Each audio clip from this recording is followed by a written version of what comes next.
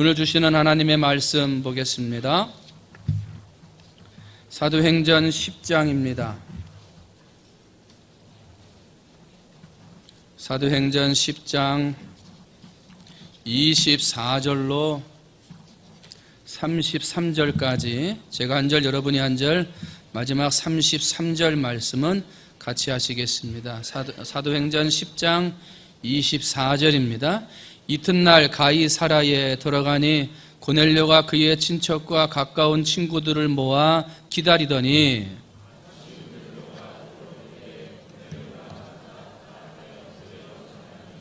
베드로가 일으켜 이르되 일어서라 나도 사람이라 하고 이르되 유대인으로서 이방인과 교제하며 가까이 하는 것이 위법인 줄은 너희도 알거니와 하나님께서 내게 지시하사 아무도 속되다 하거나 깨끗하지 않다 하지 말라 하시기로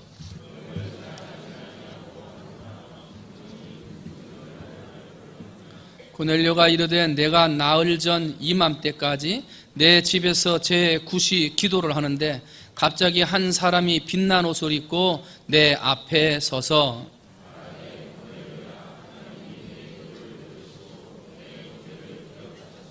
사람을 요바에 보내어 베드로라 하는 시몬을 청하라. 그가 바닷가 무두장이 시몬의 집에 유숙하느니라 하시기로 내가 곧 당신에게 사람을 보내었는데 오셨으니 잘하였나이다. 이제 우리는 주께서 당신에게 명하신 모든 것을 듣고자 하여 다 하나님 앞에 있나이다. 아멘. 할렐루야. 한번 따라합니다. 모범적인 가정을 만드는 방법. 한번 다 같이 모범적인 가정을 만드는 방법. 요즘에 가정들이 많은 어려움을 당하고요.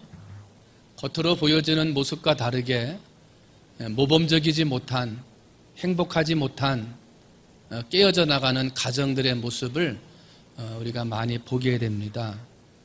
그래서 많은 사람들이 기쁨과 행복을 잃어버린 채 삶의 의미와 목적을 잃어버린 채 살아가는 사람들을 봅니다. 이 윌리엄 오거번이라는 사람은 사람들이 삶의 목적을 잃어가고 삶의 의미를 잃어가면서 방황하는 것, 이것을 현대인들이 상실했다. 현대인들이 뭔가를 잃어버리고 있다. 이렇게 책을 쓰면서요. 그 책에서 사람들이 목적을 잃어버리고 삶의 의미를 잃어버리는 건 가정에서의 기능을 제대로 발휘하지 못했기 때문에 가정에서 제대로 배우고 가정에서 힘을 얻어야 할 사람들이 깨어지고 흩어진 가정들을 통해서 제대로 교육받거나 힘을 주여받지 못했기 때문에 오늘날 많은 현대인들이 상실된 감, 목적을 잃어버리고 의미를 잃어버린 채 살아가는 사람들이 생기게 되었다라고 말을 합니다. 그래서 오늘 저는 윌리엄 오거번이라고 하는 사람이 책에서 말하고 있는 현대인들의 행복한 모범이 되고자 하는 기능이 무엇인가를 먼저 좀 살펴보고요. 그 다음에 성경에 나와 있는 이 고넬료라고 하는 백부장의 가정이 이방인의 사람이었습니다만 우리가 본받아야 할 참 모범적인 가정의 모습을 지니고 있었기 때문에 이 고넬료의 가정을 통해서 우리가 어떤 가정이 돼야 되는지 그 모습들을 함께 살펴보려고 합니다. 혹시라도 아직 결혼하지 않고 아직 시집과 장가의 때가 아직 안 된 사람들은 오늘의 설교를 통해서 우리의 가정, 내가 앞으로 만들어 나가야 할 가정들이 어떠한 기능이 있어야 되는지, 그리고 우리의 가정들이 어떤 삶을 살아야 되는지를 머릿속에 넣는다면 어떤 사람을 만나야 되는지, 어떤 남자를 남편으로 맞고 어떤 여자를 아내로 맞이해야 되는지 기준이 생기는 거예요. 오늘 말씀을 통해서 우리의 가정들이 행복해지고 모범이 되어져서 하나님 앞에 복된 가정들을 만들어 가시는 시간들이 되시기를 주님의 이름으로 축원을 드립니다. 먼저로 이 윌리엄 오거번이라는 사람이 먼저 이야기하고 있는 가정의 기능은요, 한번 따라합니다. 경제적 기능. 경제적 기능은 뭐예요? 돈이 오고 가는 거예요. 가정에서는 무엇보다도 경제적인 기능이 필요하다는 거예요. 뭘 먹으려고 해도, 옷을 사려고 해도, 자녀를 교육시키거나 무슨 일을 하려고 해도 돈이 필요하다는 거죠. 그런데 오늘날 많은 가정들이 이 경제적인 기능이 깨어짐으로, 경제적인 기능이 잘못됨으로 상실된다는 거예요. 삶이 깨어지고 삶의 의미를 잃어가더라는 거죠. 그냥 무턱대고 하나님 돈 주세요, 부자가 되게 해주세요 라고만 기도하는 게 절대로 좋은 게 아니라는 거예요. 잠언서 30장 7절로 9절을 보게 되면 이렇게 잠언 기자가 말을 해요. 내가 두 가지 일을 주께 구하였사오니 내가 죽기 전에 내게 거절하지 마시옵소서. 곧 헛된 것과 거짓말을 내게서 멀리하옵시며 나를 가난하게도 마옵시고 부하게도 마옵시고 오직 필요한 양식으로 나를 먹이시옵소서. 혹 내가 배불러서 하나님을 모른다, 여호와가 누구냐 할까 하오며, 혹 내가 가난하여 도둑질하고 내 하나님의 이름을 욕되게 할까 두려워함이니이다. 그러니까 무조건 돈이 많고 배가 부르다고 가정의 기능이 제대로 된 게 아니라는 거예요. 아무리 배부르고 경제적인 기능이 부하더라도 그것으로 인해서 하나님이 누구냐 라고 하는 이러한 잘못을 범하는 사람들도 있기 때문에 오늘은 무조건 달라고만 기도해서는 안 된다는 거죠. 여러분, 요즘에 신문지상이나 어떤 텔레비전 매체를 통해서 보면 가족들끼리 동반 자살, 그거 많이 나오잖아요. 자꾸 자녀들 같이 데리고 동반 자살하는데 우리 사회의 가장 기초가 되고요, 성경에서 가장 중요하게 생각하는 이 가정이 너무나 무너져 가고 있어요. 그런데 무너져 가고 있는 그 원인의 가장 첫 번째를 보면 대부분 경제적인 문제로 다 무너져 가고 있더라는 거예요. 안타까운 건 미래를 피워보지도 못한 꽃 같은 어린아이들이, 미래의 꽃을 피워보지도 못한 청소년들이 부모들의 무지 때문에, 무책임 때문에, 도덕성의 상실 때문에 그 돈이 없다는 이유로 자기들뿐만 아니라 꽃을 피우지 못한 어린아이들까지 데리고 함께 포기하는 인생을 보면 너무나 안타깝고요, 가슴이 아프다는 거예요. 텔레비전에 비추어진 사람들만 그런 게 아니라 각종 빛에 쪼들리거나 경제적인 어려움 때문에 가정 불화로 살아가는 가정은 더 많다는 거죠. 어떻게 하다가 하나님이 만드신 가정이 이렇게 약해졌는지, 물질 앞에서 맥없이 그냥 무너져 내리는 게 가정이 되어버렸는지 참 안타까워요. 사랑하는 성도 여러분, 여러분의 가정을 경제적으로 안정된 가정이 되도록 지켜가시기를 주님의 이름으로 축원을 드립니다. 그래서 오늘 잠언서 30장 8절에 있는 말씀처럼 나를 가난하게도 마옵시고 부하게도 마옵시고 오직 필요한 양식으로 나를 먹이시옵소서. 기도하셔서 여러분의 가정의 경제적인 기능이 제대로 발휘돼서 여러분의 자녀와 가정을 잘 지켜나가시기를 바랍니다. 두 번째로요, 이 윌리엄 오구본이 말하는 이 가정의 기능 두 번째는 교육적 기능입니다. 한번 따라합니다. 교육의 가정. 여러분의 가정에서 교육이 이루어져야 된다는 거예요. 이 가정교육이라고 그러죠. 이건 참 중요해요. 가정교육을 이야기할 때 우리는 모세를 예로 듭니다. 여러분, 모세가 어머니 요게벳으로부터요, 젖될 때까지 가정교육을 받아요. 그리고 나서 모세는 애굽의 궁으로 돌아가서 40년 동안 궁중교육을 받습니다. 최고의 석학들, 최고의 지식, 최고의 자랑거리가 있는 사람들한테 최고의 학문을 배워요. 그런데 어머니가 보모, 유모로 들어가서 그 아이가 궁중의 교육을 받고 들어오면 어머니의 무릎하게 앉혀놓고 무릎 교육을 시키는 거예요. 얘야, 네가 궁중에 들어가서 살지만 너는 애굽 사람이 아니고 어디 사람이다? 이스라엘 사람이다. 나중에 너는 꼭 네 백성을 돌보는 사람이 돼야 된다. 어머니가 무릎에서 교육을 시켰어요. 그런데 모세의 일생을 보면 애굽의 궁중에서 배웠던 최고의 지식과 학문이 승리한 게 아니라 어머니 요게벳의 무릎 교육이 승리했어요.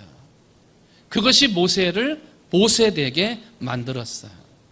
사도행전 7장 22절로 말씀을 보면 모세가 애굽 사람의 모든 지혜를 배워 그의 말과 하는 일들이 능하더라. 나이가 40이 되매 그 형제 이스라엘 자손을 돌볼 생각이 나더라. 어머니의 교육이 생각이 나는 거예요. 무릎 교육이 궁중 교육을 이긴 거예요. 가정 교육의 승리였어요.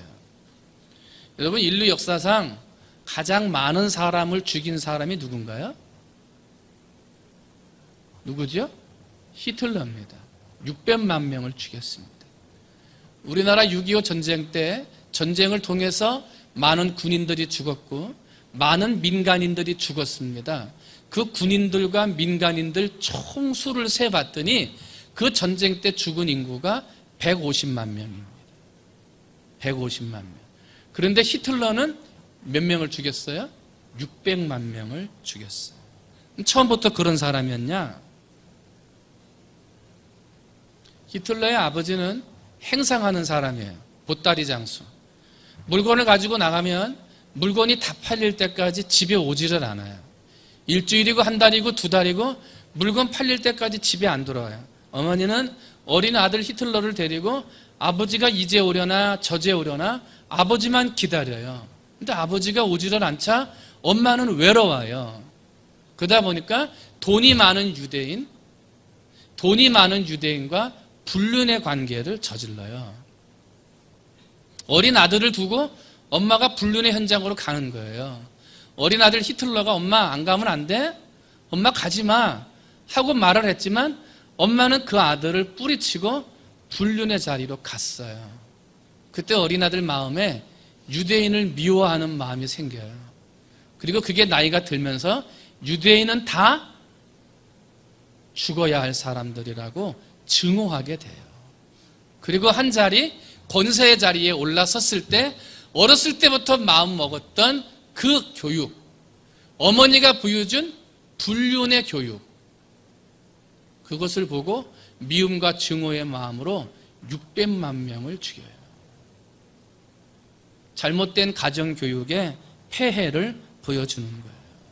여러분, 여러분의 가정은 여러분의 자녀들을 어떻게 교육하고 있습니까? 여러분이 무엇을 가지고 교육하든지 자녀들은 그 영향을 받는다는 거예요. 여러분, 여러분의 가정이 요게벳 어머니의 무릎 교육이 살아나서 여러분의 자녀들을 훌륭하고도 위대한 하나님의 아들, 딸로 만들어 가시기를 주님의 이름으로 축원을 드립니다. 오늘날 가정들이 왜 깨지고 사람들이 삶의 의미를 왜 못 찾아요? 이 어머니 무릎 교육이 사라진 거예요. 어머니의 이 가정 교육이 사라진 거예요. 그래서 문제가 생기고 있다는 거예요. 윌리엄 오거번이라는 사람이 말하는 세 번째 교육은 종교적인 기능이에요. 교회에서만 종교적인 기능이 있는 게 아니라 가정에서도 종교적인 신앙의 교육이 이루어져야 된다는 거예요. 이것은 이 가정의 기능 중에 가장 중요한 기능이에요. 이것은 뭐 더 설명할 필요가 없어요. 그런데 오늘날 많은 자녀들이 부모들이 가장 중요하다고 생각하는 신앙, 종교적인 삶을 뒤따라오지 않습니다. 따라오지를 못합니다. 부모의 신앙이 대가 끊어진단 말입니다. 왜 그런 줄 아십니까? 부모들이 가정에서 신앙과 믿음의 교육을 본이 되도록 지켜줘야 되는데, 야, 빨리 교회 가라. 교회만 보내면 다 되는 줄 아는 거예요. 교회만 가면 내 아들, 딸들이 다 신앙으로 자라는 줄 알고 교회만 보내면 나는 끝이라고 생각한다는 거예요. 그게 아니라는 거예요. 여러분, 여러분의 가정에서 여러분의 자녀들을 믿음으로 잘 양육하고 신앙으로 잘 양육하시기를 주님의 이름으로 축원을 드립니다. 마지막 네 번째 윌리엄 오거번이 말하는 기능은 행복한 기능, 즐거움의 기능이에요. 한번 따라합니다. 가정은 즐거워야 한다. 가정은 즐거워야 돼요. 아이들이 왜 집을 나가나요? 가정이 즐겁지가 않은 거예요. 남편이 왜 집에 못 들어가나요? 가정이 즐겁지가 않은 거예요. 한번 나왔는데 들어가기가 싫어요. 한번 일이 끝났는데 빨리 가고 싶지가 않아요. 될 수 있으면 늦게 가고 싶은 거예요. 왜? 가정이 행복하지 않아요. 들어가도 즐겁지가 않은 거예요. 오늘날 사람들이 왜 배회하고 왜 밤에 문제를 일으키고 왜 사람들이 잘못된 인생의 삶을 살아가느냐? 들어가야 할 가정이 없어진 거예요. 다윗 왕이 되고 난 다음에 제일 먼저 했던 일은요, 아비나답의 집에 보관하고 있는 하나님의 법궤를 예루살렘으로 가지고 왔어요. 그리고 이걸 통해서 법궤 중심, 하나님 중심으로 나라를 다스리고 싶은 마음이 간절했어요. 신앙의 사람이었죠. 천신만고 끝에 법궤를 예루살렘으로 가져오는 날 다윗은 너무나 기뻤어요. 너무나 기뻐서 춤을 추는데 자기 바지가 내려가는 줄도 모르고 춤을 춰요. 알몸이 거의 드러날 지경이 될 때까지도 모르게 춤을 추면서 기뻐했어요. 근데요, 집에서 창문 너머로 다윗의 아내 미갈이 그걸 봐요. 이 다윗을 죽이려고 했던 사울 왕의 딸이 미갈이지 않습니까? 이 미갈이 성경에는 그렇게 나와 있지 않아요. 업신여겼다. 사무엘하 6장 16절을 보면 다윗의 그런 모습을 보고 업신여겼다 그러는데, 한마디로 보면 옷이 내려가는 줄도 모르고 알몸으로 춤을 추고 있는 다윗을 보고 혀를 찬 거예요. 아이고, 왕이 돼가지고 남편이 들어와요. 그러니까 미갈이 이렇게 말하는 거야. 이스라엘 왕이 오늘 어떻게 그리 영화로우신지, 방탕한 자가 염치 없이 자기 몸을 드러내는 것처럼 오늘 그의 신복의 계집종의 눈앞에서 몸을 드러내셨느냐 하고 비꼬아서 말을 해요. 그 말을 듣고 다윗이 사무엘하 6장 21절로 23절에 이렇게 말해요. 이는 여호와 앞에서 한 것이니라. 여호와가 네 아버지와 그의 온 집을 버리고 나를 택하사 나를 여호와의 백성 이스라엘의 주권자로 삼으셨으니 내가 여호와 앞에서 뛰놀리라. 내가 이보다 더 낮아져서 스스로 천하게 보일지라도 내가 말한 바 계집종에게는 내가 높임을 받으리라. 이보다 더 기쁘게 뛸 수 있다. 누구 앞에서? 하나님 앞에서. 그리고 나서요, 사무엘의 6장 23절에 이렇게 기록해요. 그러므로 사울의 딸 미갈이 죽는 날까지 그에게 자식이 없으니라. 자식이 없었어요. 아이를 갖지를 못했어요. 다윗이 그의 곁에 다시는 가지를 않았어요. 부부인데 남남이 되어 버렸어요. 가정이 즐겁지 못하는 이유, 가정이 행복하지 못하고 들어가기 싫은 집이 되는 이유, 뭐 텔레비전이나 아니면 뭐 어디 재밌는 프로그램들을 집으로 다 가지고 와서 막 재밌게 해줘야 가정이 즐겁고 행복한 것입니까? 그렇지 않습니다. 가정의 행복은 말 한마디로부터 시작됩니다. 가정의 즐거움은요, 말 한마디로부터 시작이 되는 겁니다. 부주의한 말 한마디 때문에 싸움의 불씨가 키워지고요, 잔인한 말 한마디가요 삶을 파괴하고요, 쓰디쓴 말 한마디가요 증오의 씨를 갖게 되고요, 무례한 말 한마디가요 사랑을 꺼트려 버려요. 그런데 은혜로운 말 한마디가요 길을 평탄하게 만들고, 즐거운 말 한마디가요 하루를 행복하게 만들고요, 때에 맞는 말 한마디가 긴장을 풀어주고요, 사랑의 말 한마디가 축복을 받게 하는 거예요. 사랑하는 성도 여러분, 오늘날 가정이 왜 깨어지고 왜 기능을 상실합니까? 가정 안에 즐거움, 행복함이 사라진 거예요. 여러분의 가정은 행복하십니까? 야, 너 왜 집에 안 들어와? 안 들어갈 수밖에 없는 이유가 있는 거예요. 즐겁지가 않은 거죠. 여러분, 여러분의 가정이 경제적인 기능, 교육적인 기능, 신앙적인 기능, 그리고 자녀들을 위한 즐겁고 행복한 기능을 잘 유지하셔서 여러분의 가정을 복된 가정으로, 정말 모범이 되는 가정으로 만들어 가시기를 주님의 이름으로 축원을 드립니다. 오늘 이제 본문 말씀에 고넬료가 나와요. 당시 유대 땅은 로마가 지배를 합니다. 로마 군이 주둔을 했어요. 그런데 로마 지휘관의 꽃은 백부장인데요, 백부장은 말 그대로 그 밑에 몇 명의 부하가 있냐면 100명의 부하를 거느리는 사람이에요. 그런데 이 100명의 부하를 거느리지만 실제로는 막강한 권력을 누리던 사람이었고요. 높은 보수를 받았던 사람, 로마에서 안정적인 직업의 사람들이 백부장이었어요. 백부장의 근무 연한은 20년이었어요. 20년이 지난 다음에 본인이 원하면 몇 년 더 할 수 있었어요. 그리고 백부장이 끝나고 나면 그에게 아주 상여금도 많이 주었고요. 후에는 영향력 있는 사람이 되었어요. 그러니까 끝나고 나서도 매우 영향력 있는 삶을 살았던 사람이 백부장이죠. 이 백부장을 이 가정의 기능으로 살펴보면 경제적인 기능은 아주 잘 갖춰져 있던 사람이 이 백부장이었던 거죠. 근데 나중에 이 고넬료가요, 베드로를 초청해서 말씀을 듣고 세례를 받고 예수님을 믿어요. 이방인 사람이 베드로를 알고 베드로를 초청해서 그에게 세례를 받고 가족이 구원받는 그런 은혜를 맛보아요. 어떻게 해서 이런 모범적인 가정이 되는지, 칭찬받는 가정이 되었는지 오늘 여러분들한테 몇 가지 나눠보면서 우리의 가정도 이와 같은 가정이 되어야 되겠어요. 첫 번째요, 고넬료의 집에는 가정교육이 있었어요. 가정교육이 잘 되었다는 거예요. 오늘 말씀 5절 말씀을 봤더니요, 베드로가 들어올 때 고넬료가 맞아 발 앞에 엎드려 절하니 그래요. 25절에 로마군 백부장 고넬료, 지금 자기가 점령한 땅에 있는 백성 베드로를 기다리는 거예요. 바뀐 거 아니에요? 베드로가 먼저 와 있고 백부장이 나중에 오는 거 아니에요? 그리고 백부장이 기다리는 게 아니라 베드로가 기다려야 되는 것 아니에요? 근데 바뀌었어요. 더군다나 고넬료는 혼자만 있는 게 아니라 친척과 동료들을 다 모아다 놓고 베드로가 오기를 기다려요. 갈릴리 촌사람 베드로가 지금 왔다는 말을 듣고요, 급히 마중을 나가서 그 앞에 무릎을 꿇고 절해요. 근데 베드로가 그 절을 받지를 않죠. 일어나세요, 나도 역시 사람입니다 하고 그를 일으켜 세워요.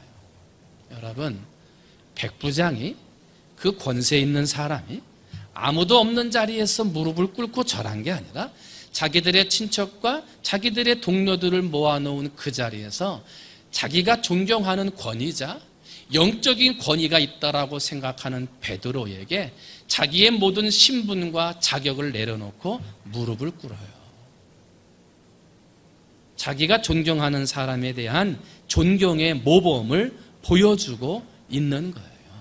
많은 사람들 앞에서 내가 이 사람을 지위, 신분, 고하를 막론하고 존경하는 사람입니다 라고 교육을 지금 시키고 있는 거예요.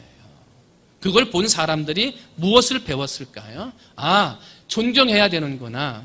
권위가 있는 사람들, 내가 본받아야 할 사람들은 이렇게 존경해야 하는구나 라고 하는 가정교육의 모범을 보여주고 있다는 거예요. 근데 오늘날 가족은 뭐 아빠인지 형인지 뭐 동생인지 아들인지 모르게 아주 막 친밀하게 말해요. 부모님한테 막 반말하고 엄마한테 막 그래 뭐 친근한 게 좋지 그러면서 막 그렇게 키워요. 근데 너무나 친근하고 너무나 가깝게 키우는 건 좋은데 부모에 대한 존경심이 사라졌어요. 어른들에 대한 절함이 사라졌어요. 친밀하게 하고, 그래 너 참 마음이 넓고 참 말 편하게 잘하는구나, 야 너 부침성이 좋구나 라고는 얘기했는데 부침성은 좋은데 어른한테 인사할 줄 몰라요. 가정의 교육이 깨어지는 거예요. 그런데 고넬료는 친히 자신의 신분과 지위를 내려놓고 베드로 앞에 절하는 거예요. 그러므로 본을 보이는 거예요. 사랑하는 성도 여러분, 여러분의 가정의 교육이 살아있는 교육이 되어지고 여러분의 자녀들이 존경할 자들을 존경할 줄 알고 인사하는 자에게 인사할 줄 아는 자녀가 되기를 원한다면 여러분이 먼저 모범을 보이시기를 주님의 이름으로 축원을 드립니다. 먼저 본을 보이고 먼저 모범을 보이면 여러분의 가정은 모범적인 가정, 모범적인 자녀들로 만들어지게 될 줄로 믿습니다. 두 번째로, 이 고넬료의 집을 통해서 우리가 본받아야 할 모범적인 가정의 두 번째는 기도하는 신앙의 교육이 있는 가정이었다는 거예요. 기도하는 신앙의 교육. 유대인 베드로가 로마인 고넬료의 집에 들어가는 건 그렇게 쉬운 일이 아니었습니다. 유대인들은 유대인들끼리만 사귀거나 다니게 돼 있지 이방인들과 특별히 사마리아인들과는 엄격히 제한되어져 있었기 때문입니다. 그런데 하나님이 보따리 환상을 통해서 베드로에게 가라고 명령하셨기 때문에 고넬료의 명령에 초청에 응해서 지금 고넬료의 집에 들어간 거예요. 고넬료에게 묻는 거예요. 무슨 일로 나를 오라 하였느냐 물으니까 30절 말씀에 고넬료가 이렇게 말해요. 내가 나흘 전 이맘때까지 내 집에서 제9시에 기도를 하는데 그래요. 뭐 한다고요? 기도를 한대요. 기도. 몇 시예요? 9시에. 이방 사람이에요. 로마 사람이고요. 누구보다도 권세가 있는 사람이에요. 자기의 명령이면 100명의 군대가 움직이는 강력한 힘의 사람이에요. 누구도 기도하고 시간을 정해놓지 않던 어려운 때에 그는 9시에 시간을 정해놓고 하나님 앞에 기도하더라는 거예요. 베드로를 원래부터 안 것도 아니에요. 베드로를 알아서 초청한 것도 아니에요. 기도하는 시간에 누가 알려줬다는 거예요. 누가?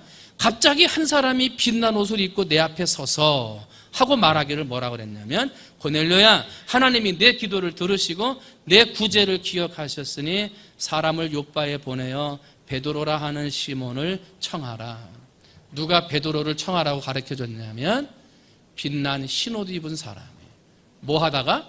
기도하다가 알게 된 거예요. 여러분 고넬료가 기도하던 중에 들었던 음성은 하나님이 그의 기도를 들으셨다. 그리고 베드로를 청하라는 거예요. 로마 사람이 이방인이 유대인들처럼 기도했어요. 시간을 정하고 기도했고 그 기도를 하나님이 들으셨어요. 사랑하는 성도 여러분, 오늘날 우리 가정이 모범적인 가정으로 만들어지고 모범적인 가정의 교육이 되어지기를 원하신다면 고넬료의 가정처럼 기도하는 가정이 되어야 하는 거예요.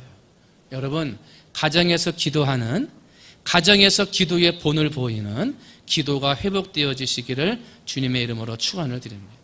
물론 우리가 가정에서 기도를 회복한다고 자녀들에게 보이게 하려고 기도하는 건가요? 그렇지는 않죠. 야, 아빠, 엄마가 너를 위해 기도한다? 이거 막 일부러 보여주려고 기도하는 거예요? 그런 건 아니라는 거예요. 그런 건 아니지만 자녀를 위해서 기도하는 모습은 보여주어야 한다는 거예요. 그걸 보여줘야 그 자녀들이 그걸 보고 본받는다는 거죠. 우리는 다니엘을 기억합니다. 왕의 명령이 내렸어요. 기도하지 말라. 그럼 다니엘은 자기 집 방 윗방에 올라가서 예루살렘으로 향한 창문을 열어놓고 전에 하던 대로 기도하지 말라 명령이 내렸지만 전에 하던 대로 하루 3번씩 무릎을 꿇고 기도해요. 다니엘을 고발하려고 하는 사람들이 기도 하나 안 하나 보고 있던 사람들이 다니엘의 기도하는 것을 보고 그를 고발하게 되었죠. 다른 사람이 본다고 해서 하던 기도를 멈추지 않는 것, 이게 다니엘의 기도예요. 일부러 꾸며서 기도할 필요는 없지만 기도하는 모범을 보여주어야 한다는 거예요. 부모는 가정에서 힘든 일이 있거나 문제가 있을 때 걱정하고 염려하는 모습을 보여주면 안 되고요. 힘들고 어려운 문제가 있을 때 무릎 꿇고 기도하는 모습을 보여줘야 돼요. 그게 살아있는 가정이고요. 그런 가정의 신앙교육, 기도교육을 통해 자녀들이 모범적인 가정을 이루어갈 수 있는 거예요. 여러분, 여러분의 가정에 기도의 모범자들이 되시기를 주님의 이름으로 축원을 드립니다. 자녀들이 보고 안 보고를 떠나서 기도의 모범자가 되시기를 바랍니다. 결혼을 하지 아니한 처녀 총각 우리 청년들은 이제부터라도 여러분이 꾸려나가야 할 가정을 위해 시간을 정해놓고 기도하시기를 바랍니다. 여러분의 기도가 여러분의 가정을 복되게 만들 것입니다. 마지막 3번째로 고넬료의 가정에서 우리가 모범적인 가정의 모습을 봐요. 이게 뭐냐면 나누고 베풀 줄 아는 가정이었어요. 한번 따라합니다. 나누고 베풀 줄 아는 가정. 오늘 31절 말씀을 다시 봤더니요. 고넬료야, 하나님이 너의 기도를 들으시고 너의 구제를 기억하셨다 그래요. 기도하는 건 들으시고 구제하는 건 기억하셨다 그래요.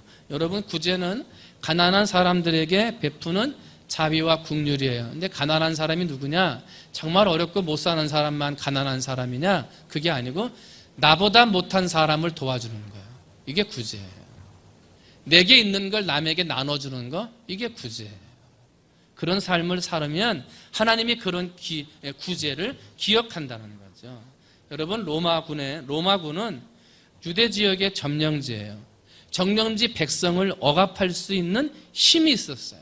그런데 고넬료는 그 힘으로 억압하는 게 아니라 그 힘으로 사람들을 구제했어요. 불쌍히 여기는 마음으로 긍휼을 베풀었고요. 하나님이 그 구제를 기억하셨다는 거예요. 어쩌다가 한 번 했기 때문에 기억했을까요? 남들에게 보이려고 허식을 가지고 도와준 거, 그걸 하나님이 기억했을까요? 그렇지 않아요. 하나님이 기억했다라고 하는 구제는요, 백성들에게 사랑의 구제를 계속하고 누가 보든지 안 보든지 지속적으로 어려운 사람들을 도와주었다는 거예요. 그래서 그 가정이 모범적인 가정이 되었다는 거예요. 여러분의 가정은 나누어주고 베풀어 주시나요?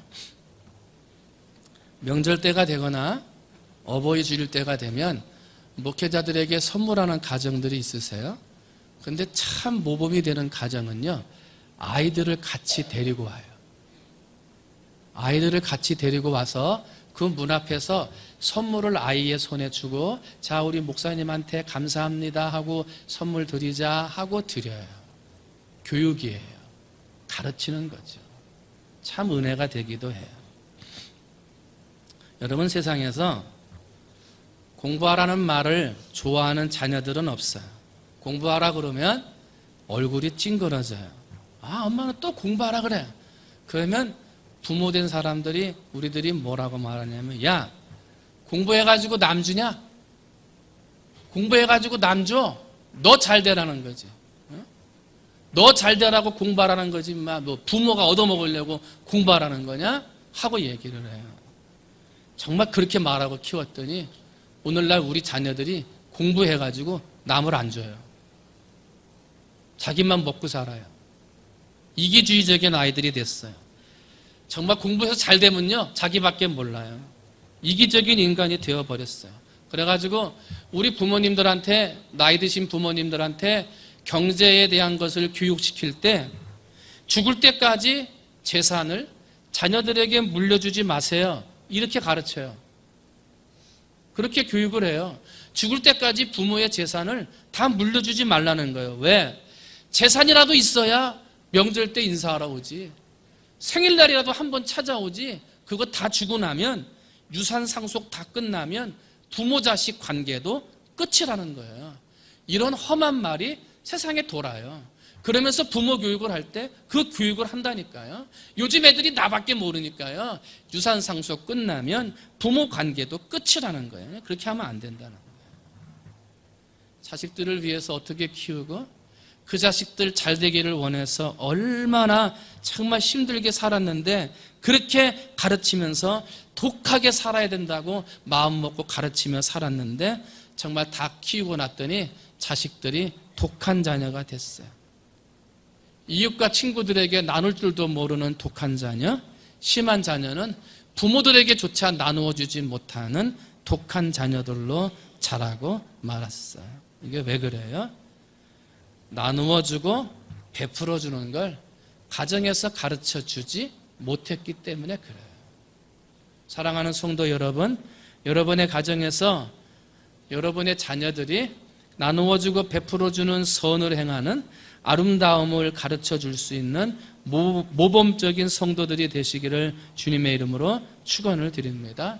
행여나 모범을 보일 자녀들이, 가르쳐야 할 자녀들이 다 나가서 없이 혼자 살거나 두 부부만 사신다 하더라도 여러분 가정에서 누가 본다고 모범을 보이는 게 아니죠. 누가 보든 안 보든 아름다운 가정을 이루고 나누어주고 베풀어주는 삶을 살면 그런 삶을 보시고 하나님께서 여러분의 삶을 기억하고 인정해 주실 줄 믿습니다. 말씀을 정리합니다. 오늘날 교육학자들이 우리의 가정의 문제를 이렇게 이야기를 해요. 요즘의 부모들은 우리의 자녀들을 급행 열차에 태워서 너무 빨리 몰아낸다. 준비도 안 된 아이들을 너무 급하게 몰다 보니까 아이들은 실패하게 되고 좌절감을 맛보게 되고 패배의식에 사로잡히게 된다. 그리고 자신을 급행열차에 태워 빨리 보낸 부모를 향하여 마음에 화를 품는다. 야, 빨리빨리 해야 된다. 빨리빨리 배워야 된다. 하나라도 더 남들보다 앞서가야 한다는 부모의 성급함.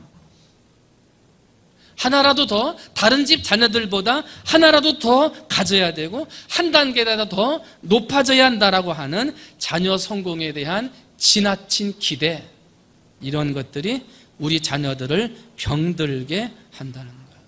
그리고 그런 부모의 기대와 바람에 맞닥뜨려서 성공하지 못한 자녀들은 삶의 목적, 삶의 의미를 잃어버리고 세상 가운데 허우적거리게 된다는 거예요. 농사 하루아침에 열매 맺지 못하죠. 시간이 필요한 거예요. 자식을 키우는 것도 마찬가지죠. 우리 자식을 하나님 앞에서 만들어 가려면 서로 본이 되는 모습을 보이면서 인내하며 서로가 모범이 되는 삶을 살아야 하는 거예요.